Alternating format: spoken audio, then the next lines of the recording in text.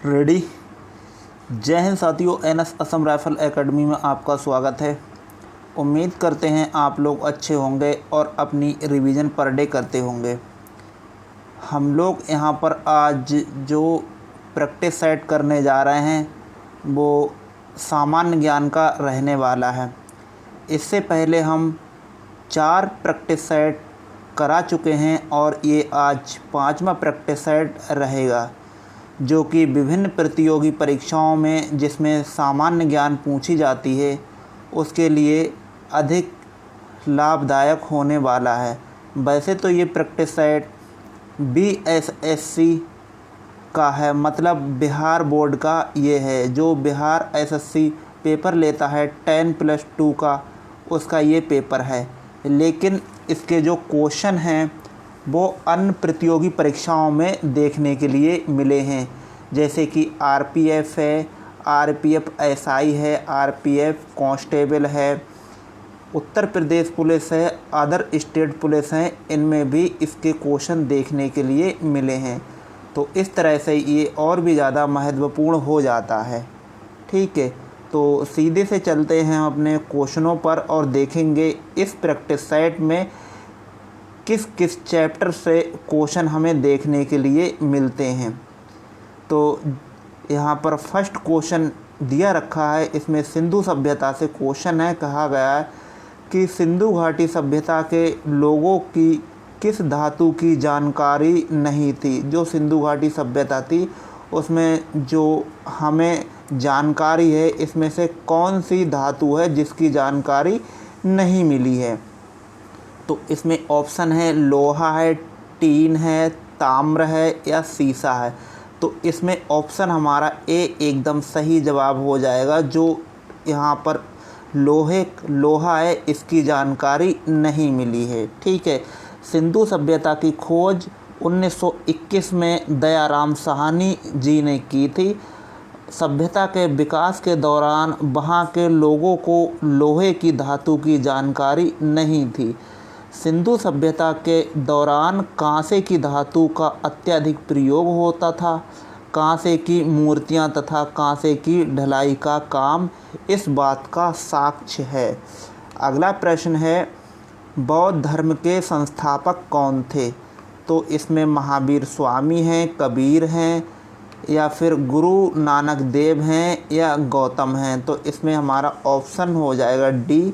Option D एकदम सही जवाब हो जाएगा। बौद्ध धर्म के जो संस्थापक माने जाते हैं या हैं वो महात्मा बुद्ध हैं।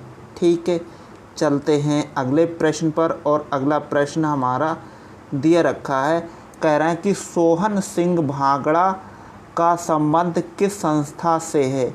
आज़ाद हिंद फौज, एशियाटिक सोसाइटी से है या फिर गदर पार्टी से है या फिर हिंदुस्तान रिपब्लिकेशन एसोसिएशन से है। तो इसमें हमारा ऑप्शन बनेगा जो कि सी ऑप्शन सही हो जाएगा, गदर पार्टी। ठीक है, सोहन सिंह भांकड़ा ने गदर पार्टी की स्थापना 1913 में की थी। ठीक है, तो इसमें हमारा ऑप्शन जाके सी एकदम सही जवाब बनेगा। अगला प्रश्न है कि काकोरी डकैती षड्यंत्र कब हुआ था। काकोरी डकैती षड्यंत्र 1923 में या फिर 1924 में, 1925 में या फिर 1922 में। तो इसमें हमारा ऑप्शन हो जाएगा सी 1925 में।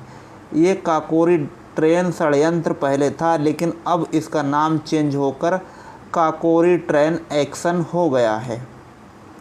अगला प्रश्न है, जलियांवाला बाग की घटना घटित हुई थी 13 नवंबर 1932 के लिए या फिर 13 मार्च 1929 के लिए या फिर 26 जनवरी 1915 के लिए या फिर 13 अप्रैल 1919 के लिए। तो इसमें हमारा जो ऑप्शन बनेगा वो डी एकदम सही जवाब हो जाएगा। 13 अप्रैल 1919 में ये घटना घटित हुई थी। ठीक है, अगले प्रश्न पर चलते हैं और अगला प्रश्न हमारा 6 नंबर प्रश्न है। इसमें कहा गया है कि किस ब्रिटिश जनरल ने पोर्टो नोबो में हैदर अली को हराया था? इसमें ऑप्शन है कैप्टन पोफेंस हैं, कैप्टन हेक्टर मुनरो हैं, या फिर सर आयर कूट हैं, या फिर जनरल गोहार्ड हैं। तो इसमें से हमें बताना है कि इसमें हमारा ऑप्शन क्या रहने वाला है। इसमें हमारा ऑप्शन हो जाएगा बी, सर आयर कूट। ऑप्शन नंबर बी एकदम सही जवाब हो जाएगा। ठीक है, चलते हैं अपने अगले प्रश्न पर, और अगला प्रश्न हमारा स्क्रीन पर ये रहा। इसमें देखिए कहा गया है, 7 नंबर प्रश्न है, कहा गया कि होम रूल लीग आंदोलन किसने प्रारंभ किया था?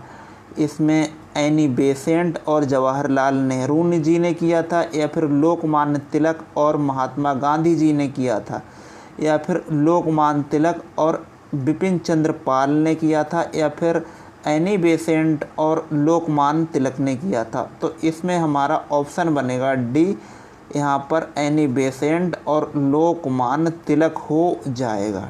ठीक है, जो कि होम रूल लीग आंदोलन लोकमान्य तिलक और एनी बेसेंट ने शुरू किया था। यह 1916 में शुरू किया गया था। लोकमान्य तिलक पर होम रूल लीग पूरे महाराष्ट्र में लागू करने की जिम्मेदारी थी, जबकि एनी बेसेंट पर पूरे भारत एवं मुंबई पर लागू करने की जिम्मेदारी थी। अगला प्रश्न है कि निम्नलिखित में से कौन सा चित्र लियोनार्डो दा विंची के द्वारा बनाया गया है?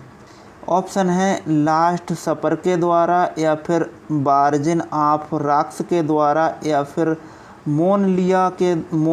मोनालिसा के द्वारा, या फिर लास्ट जजमेंट के द्वारा। तो यहाँ पर हमारा ऑप्शन बनेगा इसमें जाकर वो डी ऑप्शन एकदम सही जवाब जाके बन जाएगा। ठीक है, last judgement Leonardo da Vinci के द्वारा नहीं बनाई गई है।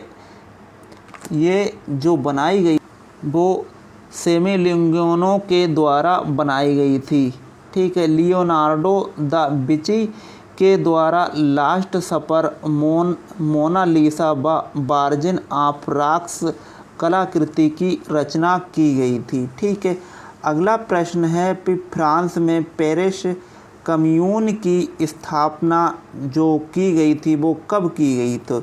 तो इसमें हमारा ऑप्शन यहाँ पर क्या 1848 में, या फिर 1870 में, या फिर 1871 में, या फिर 1875 में। तो यहाँ पर हमारा ऑप्शन बनेगा सी, एकदम सही जवाब जाके बन जाएगा 1871। ठीक है, अगला प्रश्न देखते हैं, और अगला प्रश्न क्या रहने वाला है। इसमें कहा गया कि लोकतंत्र को सफल बनाने के लिए क्या करना चाहिए? क्या बेरोजगारों को रोजगार देना चाहिए, या सिर्फ शिक्षित लोगों को मतदान करने का अधिकार होना चाहिए, या फिर सुदृढ़ पंचायती राज, या फिर नागरिकों को ईमानदारी और उत्तरदायी होना चाहिए? तो यहाँ पर देखिए चौथा तो आना ही आना चाहिए। अब चौथा किस किस में नहीं है? तो देखिए इसमें चौथा है और इसमें चौथा है, इसका मतलब ये कंफर्म होगा कि डी नंबर नहीं हो सकता है हमारा। ठीक है, अच्छा, और देखिए इसमें कहा गया कि सिर्फ शिक्षित लोगों को मतदान करने का अधिकार, तो इसमें दो तो आना नहीं चाहिए, तो इसमें भी दो है, तो ये भी हट जाएगा ऑप्शन, ये भी हट जाएगा। अब हमारे पास में ऑप्शन बचा बी, तो ये हमारा एकदम सही जवाब जाके बन जाएगा। इसमें ये भी सही है, ये भी सही है, और ये भी सही है। ठीक है, ये हमारा 2 नंबर गलत हो जाएगा। अगले प्रश्न पर चलते हैं कि संविधान के लागू होने के समय निम्नलिखित आदर्शों में से किसको प्रस्तावना में सम्मिलित नहीं किया गया था? तो इसमें हमारे ऑप्शन हैं, ऑप्शन फर्स्ट है स्वतंत्रता के लिए, समानता के लिए, समाजवाद के लिए, या फिर न्याय के लिए। तो जो हमारा यहाँ पर समाजवाद है ये बाद में जुड़ा है, तो ये जो संविधान लागू हुआ था उस समय ये नहीं था। ठीक है। संविधान को लागू करने के समय समाजवादी को प्रस्तावना में सम्मिलित नहीं किया गया था। समाजवादी शब्द को 42वें संविधान संशोधन 1976 द्वारा संविधान में शामिल किया गया था। 42वें संविधान संशोधन को लघु संविधान भी इसमें कहा जाता है। ठीक है, अगला प्रश्न देखते हैं और अगला प्रश्न हमारा क्या रहने वाला है। इसमें कहा गया है कि भारतीय संविधान का कौन सा भाग राज्य के नीति निर्देशक सिद्धांतों को बताता है। तो यहाँ पर है क्या भाग 1 है या भाग 2 है या भाग 4 है या भाग 5 है। तो इसमें हमारा ऑप्शन है वो सी एकदम सही जवाब हो जाएगा। ये किस में है नीति निर्देशक तत्व, ये भाग 4 में दिए रखे हैं। ठीक है, चलते हैं अपने अगले प्रश्न पर और अगला प्रश्न हमारा स्क्रीन पर ये रहा। प्रश्न नंबर 13 को देखते हैं और इसमें देखिए कहा गया है कि संविधान में किस संशोधन द्वारा संपत्ति के अधिकार को मौलिक अधिकारों की सूची से हटा दिया गया है। तो यहाँ पर 74वें संविधान या फिर 44वें संविधान या फिर 46वें संविधान या फिर 72वें संविधान संशोधन के द्वारा। तो यहाँ पर जो हमारा संपत्ति का अधिकार था वो यहाँ पर 44वें संविधान संशोधन 1976 में जो हुआ था, इसके तहत जो संपत्ति का अधिकार था वो हटा दिया गया था। अच्छा, और 14 नंबर प्रश्न में यहाँ पर कहा गया कि डैश की नियुक्ति भारत के राष्ट्रपति द्वारा नहीं की जाती है।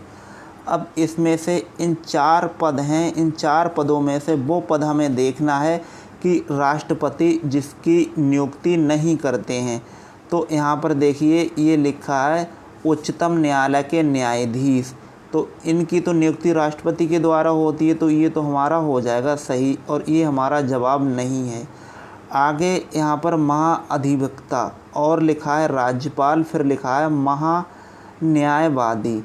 तो यहाँ पर जो हमारा बी ऑप्शन है ये एकदम सही जवाब हो जाएगा, जो कि ऑप्शन में दे रखा है ऑप्शन बी महाअधिवक्ता। इनकी नियुक्ति राष्ट्रपति के द्वारा नहीं की जाती है। महाअधिवक्ता की नियुक्ति राष्ट्रपति के द्वारा नहीं की जाती है। भारतीय संविधान के अनुच्छेद 165 के अनुसार महाअधिवक्ता की नियुक्ति राज्यपाल के द्वारा की जाती है। ठीक है, राष्ट्रपति के द्वारा नहीं की जाती है। अगला प्रश्न देखते हैं कि निम्नलिखित राज्यों में से उस युग्म को चुनिए जो लोकसभा में सबसे ज़्यादा प्रतिनिधि भेजते हैं। तो इसमें हमें बताना है कि सबसे अधिक प्रतिनिधि किस राज्य से आते हैं। तो यहाँ पर दिया रखा है अरुणाचल प्रदेश है, आंध्र प्रदेश है या फिर गोवा है। ठीक है, आगे देखिए यहाँ पर अरुणाचल प्रदेश, बिहार और गोवा। तीसरे नंबर पर है गुजरात, गोवा या छत्तीसगढ़ और चौथे स्थान पर है बिहार, आंध्र प्रदेश या राजस्थान। तो यहाँ पर हमारा डी ऑप्शन सही हो जाएगा। यहाँ पर बिहार, आंध्र प्रदेश और राजस्थान, इन तीनों स्टेटों से सबसे ज़्यादा प्रतिनिधि लोकसभा में आते हैं। ठीक है, चलते हैं अपने अगले प्रश्न पर और अगला प्रश्न है हमारा स्क्रीन पर। यहाँ पर दे रखा है कि भारत में पंचायती राज व्यवस्था को लागू करने वाला सबसे पहला स्टेट कौन सा है। तो यहाँ पर उत्तर प्रदेश, राजस्थान, गुजरात या फिर कर्नाटक। तो यहाँ पर हमारा ऑप्शन बनेगा जाकर बी, ये राजस्थान था जो कि पंचायती राज व्यवस्था को लागू करने वाला फर्स्ट स्टेट था। ठीक है, अगला प्रश्न है कि किस वर्ष में हिंदी भाषा संघ की राजभाषा के रूप में प्रभाव में आई थी। तो यहाँ पर हमारा ऑप्शन 1965 है या फिर 1949 है, 1976 है, 1972 है। तो यहाँ पर हमारा ऑप्शन जाके बी बनेगा, ऑप्शन नंबर बी 1949। ठीक है, ये 14 सितंबर 1949 को प्रभाव में आई थी राजभाषा के रूप में।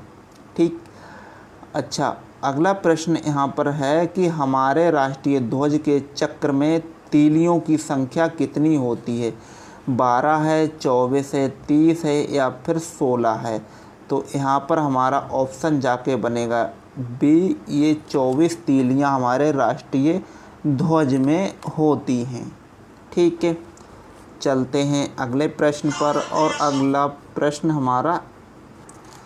और अगला प्रश्न है कि पृथ्वी का प्राकृतिक उपग्रह कौन सा है? तो इसमें हमें बताना है क्या बृहस्पति है, चंद्रमा है या फिर शुक्र है या फिर नेपच्यून है।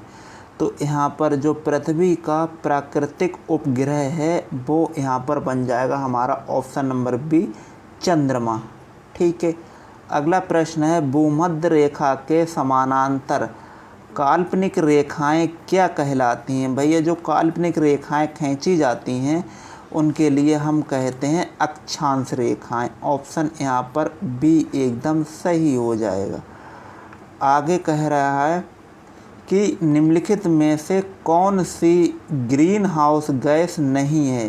तो इसमें से हमें बताना है कि ग्रीन हाउस गैस कौन सी नहीं है। क्या कार्बन डाइऑक्साइड है या फिर मीथेन है या फिर सल्फर डाइऑक्साइड है या फिर नाइट्रोजन है? तो इसमें हमारा ऑप्शन बनेगा जाकर डी और ये एकदम सही जवाब हो जाएगा nitrogen. Nitrogen green house gas नहीं है। नाइट्रोजन पृथ्वी पर पौधों एवं पेड़ों के लिए अत्यंत महत्वपूर्ण गैस है। पृथ्वी पर नाइट्रोजन की सबसे अधिक संख्या 78% है और इस गैस की खोज 1773 में स्कॉटलैंड के जो वैज्ञानिक थे डेनियल रदरफोर्ड, उन्होंने की थी। ये जो गैस होती है, ये गैस जो नाइट्रोजन होती है, ये रंगहीन होती है। रंगहीन होती है ये गैस, इसमें कोई रंग नहीं होता है और यहाँ पर ये गंधहीन भी होती है। रंगहीन भी होती है, गंधहीन भी होती है और इसमें कोई स्वाद भी नहीं होता है, तो इसका मतलब स्वादहीन भी होती है। अगला प्रश्न है पृथ्वी के कुल सतह क्षेत्र का लगभग कितने प्रतिशत भाग पर जलमंडल में शामिल है? तो देखिए यहाँ पर पृथ्वी के जो पृथ्वी है उस पर पूछा गया कि पृथ्वी के जो स्थल पर उस पर जल कितना प्रतिशत है। तो यहाँ पर हमारा ऑप्शन है वो 70% है, 75% है या फिर 65% है या फिर 79% है। तो यहाँ पर हमारा ऑप्शन जाके बनेगा ए और ये एकदम सही जवाब हो जाएगा 70%। अगला प्रश्न देखते हैं और अगला प्रश्न हमारा स्क्रीन पर 23 नंबर प्रश्न है कि सिक्किम से गुजरने वाला अक्षांश किस राज्य से भी गुजरती है? अक्षांश जो रेखा है वो सिक्किम से तो गुजर रही है, तो सिक्किम के साथ साथ ऐसा कौन सा स्टेट है जो उस रेखा के बीच में आता है? क्या हिमाचल प्रदेश है या राजस्थान है या फिर उत्तराखंड है या फिर हरियाणा है? तो देखिए यहाँ पर इस टाइप से कहीं भारत का नक्शा होता है, ये जाके ऐसे करके ये, और यहाँ पर हम थोड़ा सा बनाने की कोशिश करते हैं, ये जाके होता है और यहाँ पर कहीं पे सिक्किम है। ठीक है, अब यहाँ से लेके ये रेखा गुजरेगी तो यहाँ पर कहीं पे राजस्थान आएगा। तो इस टाइप से ये हमारा जो ऑप्शन बनेगा वो यहाँ पर सी एकदम सही जवाब जाके बन जाएगा। ठीक है, अगला प्रश्न है कि नाथुला दर्रा राज्य में स्थित है। जो नाथुला दर्रा है वो किस राज्य में है? तो यहाँ पर सिक्किम में है या फिर अरुणाचल प्रदेश में है या फिर जम्मू कश्मीर में है या फिर हिमाचल प्रदेश में है? तो यहाँ पर जो नाथुला दर्रा है वो कहाँ पर है? सिक्किम में है। ठीक है, नाथुला दर्रा सिक्किम में है। नाथुला दर्रा सिक्किम में है और एक दर्रा और है जो कि जयलिपलाभी दर्रा है। जयलिपला दर्रा और नाथुला दर्रा दोनों ही कहाँ पर हैं? सिक्किम में हैं। अगला प्रश्न है कि गांधी सागर बांध निम्नलिखित में से किस हिस्सा में है? तो यहाँ पर चंबल परियोजना या फिर कोसी परियोजना या फिर दामोदर घाटी परियोजना या फिर भांकड़ा नागाल परियोजना? तो यहाँ पर हमारा ऑप्शन ए एकदम सही जवाब हो जाएगा कि गांधी सागर बांध जो है वो कहाँ पर है, वो चंबल परियोजना का हिस्सा है। ठीक है, अगले प्रश्न पर चलते हैं और अगला प्रश्न हमारा स्क्रीन पर ये दे रखा है। हल्का सा इसे बड़ा करेंगे हम और देखेंगे। देखो यहाँ पर बोला गया है कि भाखड़ा जो हीराकुंड बांध है वो नागार्जुन और उकाई क्रमशः किस पर स्थित हैं। भाखड़ा नागाल बांध, हीराकुंड बांध और नागार्जुन सागर उकाई क्रमशः किस नदी पर ये बने हुए हैं। देखो भाखड़ा नागाल बांध है ये सतलज नदी पर हो जाएगा। अब देखो सतलज यहाँ पर कहाँ पर है, सतलज यहाँ पर 3 नंबर में है, तो यहाँ से यही हमारा ऑप्शन सही हो जाएगा। भाखड़ा नागाल बांध है सतलज नदी पर, हीराकुंड बांध है महानदी पर और नागार्जुन सागर जो बांध है वो कृष्णा नदी पर है और ताप्ती बांध यहाँ पर ये है, इस पे क्या है, उकाई है। ठीक है, अगला प्रश्न है। यहाँ पर बोला गया है कि भारतीय अर्थव्यवस्था में परिवहन का मुख्य साधन क्या है। यहाँ पर एयरबेस है या फिर जल मार्ग है या फिर रेल, यहाँ पर रेलवे है या फिर रोडवेज है। तो यहाँ पर जो हमारा ऑप्शन बनेगा जाकर वो यहाँ पर डी एकदम सही जवाब हो जाएगा, रोडवेज। ठीक है, इसमें रोडवेज ठीक है। यहाँ पर भारतीय अर्थव्यवस्था में रोडवेज परिवहन का मुख्य सहयोग है। रोडवेज परिवहन की जिम्मेदारी राज्य सरकार की होती है। भारतीय विमानपत्तन प्राधिकरण की स्थापना 1965 को की गई थी। इसके अध्यक्ष अभी जो हैं वो कौन हैं, संजीव कुमार जी हैं।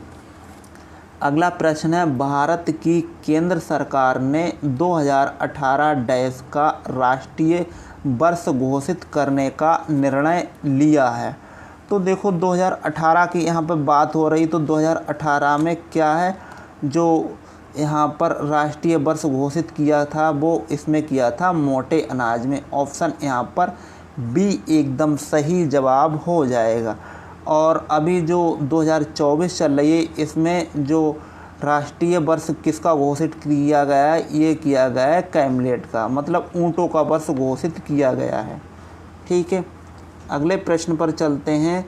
अगला प्रश्न है यहाँ पर कि हरित क्रांति के जनक कौन है। यहाँ पर है APJ कलाम हैं, अब्दुल कलाम या फिर SS स्वामीनाथन जी हैं या फिर नॉर्मन बोरलॉग हैं या फिर GK गोखले हैं। तो यहाँ पर ऑप्शन हमारा हो जाएगा जो विश्व में हरित क्रांति के जनक हैं वो नॉर्मन बोरलॉग हैं और भारत में अगर पूछा जाता तो उसमें थे SS स्वामीनाथन। ठीक है, अगला प्रश्न है, गुजरात का कौन सा शहर सर्वोच्च आबादी वाला शहर है। गुजरात में सबसे ज़्यादा वो कौन सा शहर है जिसमें सबसे ज़्यादा जनसंख्या रहती है। क्या बड़ोदरा है, राजकोट है या फिर सूरत है या फिर अहमदाबाद है। तो यहाँ पर हमारा ऑप्शन डी एकदम सही हो जाएगा। जो जनसंख्या है गुजरात में वो अहमदाबाद शहर में सबसे अधिक जनसंख्या देखने के लिए हमें मिलती है। ठीक है, अगला प्रश्न है यहाँ पर, यदि सरकार कीमत सीलिंग निर्धारित करती है जो सामान्य कीमत से अधिक है तो यहाँ पर तो और क्या होगा। तो यहाँ पर देखते हैं, यहाँ पर सामान्य मांग मात्रा और पूर्ति मात्रा में कोई परिवर्तन नहीं होगा या फिर मांग मात्रा पूर्ति की मात्रा से कम होगी या फिर मांग मात्रा पूर्ति की मात्रा से अधिक होगी या फिर वस्तु की राशनिंग करनी होगी। तो यहाँ पर हमें बताना है कि इसमें सही ऑप्शन हमारा क्या होगा। तो इसमें हमारा जो ऑप्शन बनेगा जाकर वो बी ऑप्शन एकदम सही बनेगा कि मांग मात्रा पूर्ति की मात्रा से कम होगी। ऑप्शन यहाँ पर बी एकदम सही जवाब हो जाएगा। अगला प्रश्न है, अल्पाधिकार होते हैं जो बाज़ार होते हैं, विक्रेता होते हैं, अल्पाधिकार में होते हैं। यहाँ पर केवल एक विक्रेता होता है, 2 विक्रेता होते हैं, या फिर कुछ विक्रेता होते हैं, या फिर 3 विक्रेता होते हैं। तो यहाँ पर जो हमारा ऑप्शन बनेगा जाकर वो एकदम सी सही हो जाएगा, 2 विक्रेता होते हैं। ठीक है, चलते हैं अपने अगले प्रश्न पर। और अगला प्रश्न हमारा स्क्रीन पर ये रहा। यहाँ पर हल्का सा हम बड़ा करते हैं इसके लिए। और देखो यहाँ पर देखो बोला गया है कि 1930 में सीवी रमन ने डैश के लिए नोबेल पुरस्कार जीता था। जो सीवी रमन जी थे उनको 1930 में जो पुरस्कार मिला था वो किस क्षेत्र में मिला था? क्या साहित्य के क्षेत्र में मिला था, या फिर शांति के क्षेत्र में, या फिर भौतिकी के क्षेत्र में, या फिर अर्थशास्त्र के क्षेत्र में? तो यहाँ पर हमारा जो ऑप्शन है वो सी एकदम सही हो जाएगा। इनके लिए भौतिकी के क्षेत्र में नोबेल पुरस्कार दिया गया था। अगला प्रश्न है, निम्नलिखित में से कौन सा एकांकी संकलन विष्णु प्रभाकर जी का नहीं है? तो यहाँ पर इंसान है, या फिर बादलों के पार है, या क्या वह दोषी था, या फिर प्रकाश और परछाई ये है? तो यहाँ पर हमें बताना है कि सही ऑप्शन हमारा क्या होगा। तो यहाँ पर है हमारा ऑप्शन बादलों के पार। ऑप्शन सी एकदम सही जवाब जाके हो जाएगा। ठीक, अगला प्रश्न पर चलते हैं। और अगला प्रश्न हमारा स्क्रीन पर रहा 35 नंबर। कहा गया कि भारत में राष्ट्रीय दूध दिवस इस दिन मनाया जाता है कि किस दिन मनाया जाता है दूध दिवस? तो यहाँ पर 9 सितंबर के लिए, या फिर 23 जनवरी के लिए, या फिर 5 जून, या फिर 26 नवंबर के लिए? तो यहाँ पर हमारा ऑप्शन बी एकदम सही जवाब हो जाएगा। ऑप्शन नंबर बी यहाँ पर 26 नवंबर को जो दूध दिवस है वो मनाया जाता है। ठीक है, यहाँ पर भारत में राष्ट्रीय दूध दिवस 26 नवंबर को मनाया जाता है। डॉक्टर वर्गीज कुरियन का इसी दिन इनमें जन्म हुआ था, इसलिए यहाँ पर ये मनाया जाता है। 5 जून को देखो यहाँ पर पर्यावरण दिवस मनाया जाता है। ठीक है, यहाँ पर पर्यावरण दिवस। ठीक है, यहाँ पर 5 जून को। अगला प्रश्न है कि उड़ीसा से प्रारंभ एक प्राचीन लोक नृत्य। तो यहाँ पर उड़ीसा से कौन सा ऐसा लोक नृत्य है जो पुराना नृत्य है उड़ीसा का? यहाँ पर है पुलिकली है, या फिर डालू कुनीथा है, या फिर राउत नाच है? तो यहाँ पर ऑप्शन हमारा हो जाएगा घूमरा। ठीक है, ये एकदम सही जवाब जाके बनेगा। अगला प्रश्न है, फूलों के संवर्धन के विज्ञान को क्या कहते हैं? जो फूल हैं उनके संवर्धन के विज्ञान को क्या कहते हैं? क्या आलेरी कल्चर कहते हैं, या फिर पोमोलॉजी कहते हैं, या फ्लोरोलॉजी कहते हैं, या फिर फ्लोरिकल्चर कहते हैं? तो यहाँ पर जो हमारा ऑप्शन बनेगा जाकर वो फ्लोरिकल्चर बनेगा। ऑप्शन सी एकदम सही जवाब हो जाएगा।